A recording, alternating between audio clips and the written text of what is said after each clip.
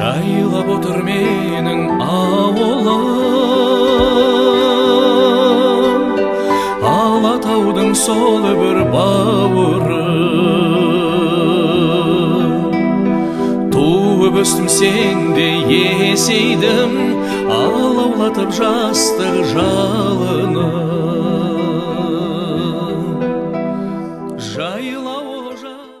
Қайырлы күн, құрметті оқырмандар, Баймырза ауыл тұрғындары. Баймырза ауылдық мобильді кітапханасы осы бізде ауылымызда осында көшелер бар атты экскурсия жүргіземіз. Ауылымызда 2300 халық тұрады. Және де ауылымызда 18 көше бар, оның барлығы қазақша атқа ие. Мына көшеміз тұрған көшелеріміз бұрын Мира көшесі болған. Қазір Әлия Молдағұлова көшесі. Әлия Молдағұлова көшесіне Әлия Молдағұлованың фотосын және де өмірбаязының Әлия Молдағұлованың кітабын іліп қойды. QR-кодпен келіп қараса болады. Және де брошюралар конвертке салып қойды. Осы ауыл тұрғындары осы аялдамада автобус күткен жағдайда босқа тұрмай, осында Әлия Молдағұлованың өмір шығармашылығын оқып затына берілген атауы арқылы тарихтан тамыры тартып, ұлыларымызды ұлықтауға үлес қосатын, ұлтымызды дәріптеуге дем беретін көше аттарының да маңызы зор. Жер судың аты халықтың хаты деген сөз бекер айтылмаса керекті. Әлия Молдағұлова 1925 жылы 25 қазанда Ақтөбе облысының Қобда ауданында қарайтын Бұлақ ауылында дүниеге келген. Азан шақырып қойған есімі Әлия. Әкесінің есімі Нұрмұхамед Сарқұлов, анасы Маржан Молдағұлова. Әлияның Бағдат есімді артынан ерген інісі болды. Бірақ Әлия 8 жасқа келгенде анасы қайтыс болып, әкесі 2 баламен жалғыз қалады. Ол кезден өте қиын болған және әйелін айырылған Нұрмұхамед қызын әжесінің тәрбиесінде беруге мәжбүр болады. Осылайша Әлия нағашы ағасы Әбубәкір Молдағұловтың отбасында өмір сүріп, балалық шағы өзімен қатарлас туысы Сапурамен бірге өтеді. Мына көшеміз біздің Калинин көшесі. Қазіргі таңда Бауыржан Момышұлы көшесіне жаңа атқа ие болды.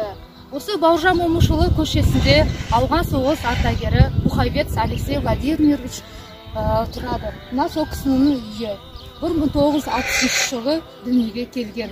Соғыс жерлерінде ұрыс алаңына қатысқан.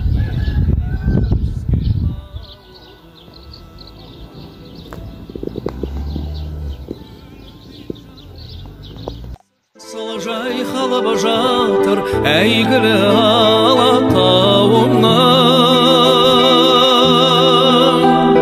гүліндей жайнап асырса бойнап, еркелеп өскен ауылым,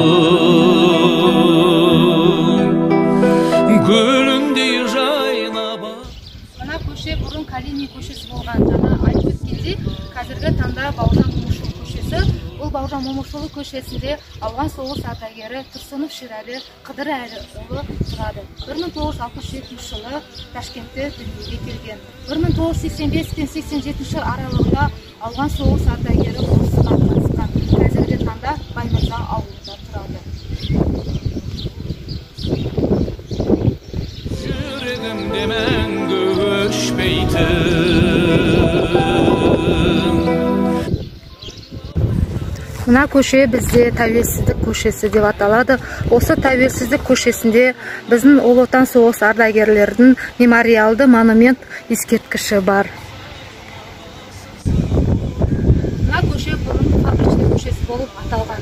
Қазіргі таңда Дінмұхамед Қонаев көшесі болып жаңа атқа ие. Осы Дінмұхамед Қонаев көшесінде аялдама құрған.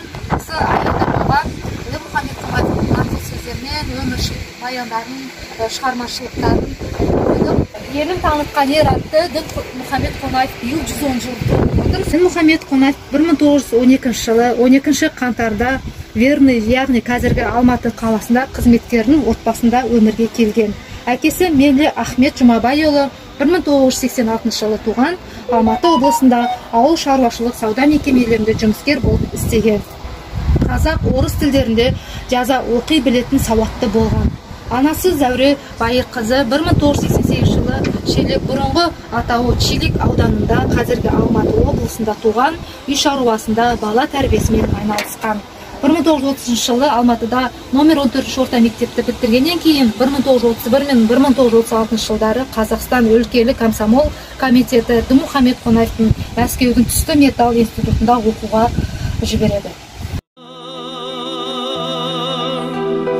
Гүліндей жайнап асырса бойнап еркелеп өскен ауылым, гүліндей жайнап асырса бойнап еркелеп өскен ауылым.